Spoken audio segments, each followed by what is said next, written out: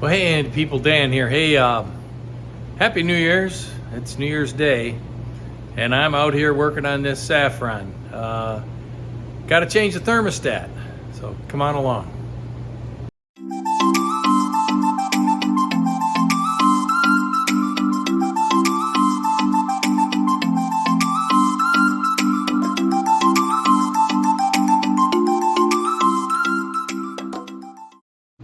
So the Volvo P80 thermostats are held on by two of these guys.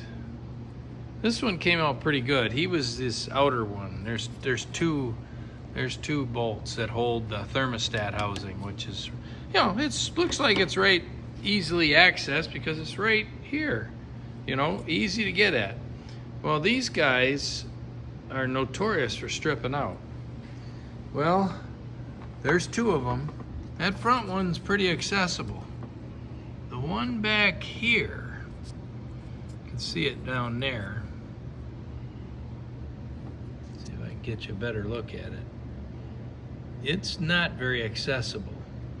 And that's the one that was stuck, and actually I stripped out almost completely the Torx. Now this one's good. I pitched the other one because it was stripped. But I'm improving it when I go to put it back together.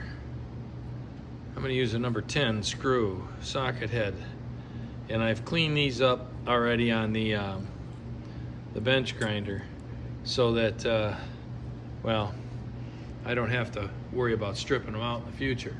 But the other thing I did, I got the fuel rail loose by taking that cover off, taking this cover, which just lifts up and pops off, and then took these two bolts out, and then I popped the fuel rail out of their holes, and you can see the injectors are sitting on top of the holes. Now that was because I couldn't get the right angle going straight down at that inner one. This was in the way, so I actually was moving it like this to gain the access. So now it's all apart. I'm gonna pop I've got a fresh thermostat to go in, and then hopefully we'll be back in business. Hopefully. Well, now I've got the new thermostat and gasket on.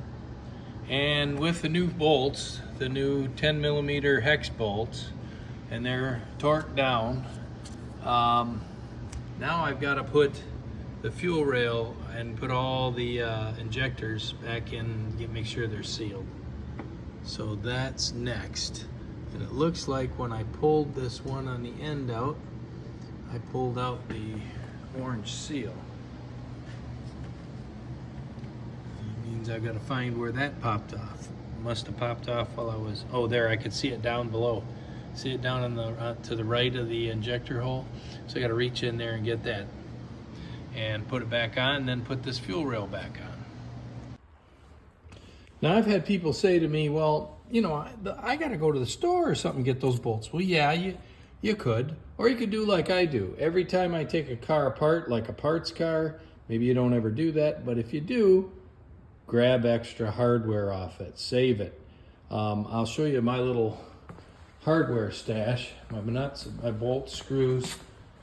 I've got it categorized by size, but these are loaded with 10mm, etc. Now some are rusty and yada yada, and I've done probably more than most have done in terms of taking cars apart. However, if you go to the junkyard even once, go to the Volvo section and just look around, because people have already hit the cars, taken nuts, bolts, screws, etc. off. Most of the time they toss them, either in the floor of the car or around the ground, and it's a veritable treasure trove of nuts and bolts. So every one of my junkyard visits, I always grab a handful of screws and toss them in my toolbox, just so they're handy to have if you need them.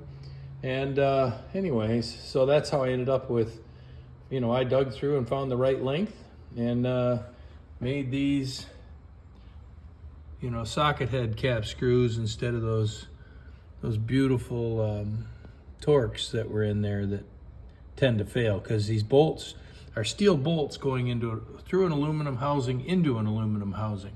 So they get stuck pretty readily. I took my time, I got them out. That back one was a bear, and I nearly chewed the bolt, the screw that was holding it in. I nearly stripped it, but I got it, fortunately. But it probably took me a half hour of going back and forth, hitting it with PB blaster, back and forth. So, but that little trick of grabbing the bolts wherever you're, whenever you make a junkyard run, or if you've never been to a junkyard, go to one. Man, it costs you $2 or $3 or $4 to get in. Take your bag of tools, and it'd be like a kid in a candy store, especially when it comes to wanting to fix your own stuff. So that's a tip, and this tip was taught to me by a Volvo Master Tech friend, and believe me, getting that thermostat changed the next time is a lot easier. And by the way, I used an OEM thermostat for this project, and I'm sorry I didn't show you that, but hey, it's a quick and dirty job. I was trying to get it done quick and dirty. So now I got to fill the coolant back up and top it off, and then fire this bad boy up and see where we're at. Yeah, one of the things I noted was that we were, the car was just not cooling or not heating up properly, and I'd do a turn and all of a sudden it'd heat up, and I'm like, wait a minute, something's wrong. So it was that thermostat, and indeed the thermostat was stuck. So now that the thermostat's out of there, I'm going to fill her back up, and hopefully that'll take care of the problem. I do have a leak back here that I'm aware of. It's a small leak. It's you can see the heater hose going in. It's kind of green over there. And that's a sure sign I need to replace those O-rings and those gaskets and replug that in there and fix that, because that's a continuous leak, which is not good. Anyways, always something to do. I want to get back on that guy quickly, because I want to get him done and running and out of the garage. But this one, I feel a lot better about. So thanks for watching, and like, share, and subscribe, and I'll see you on the next little adventure. Peace.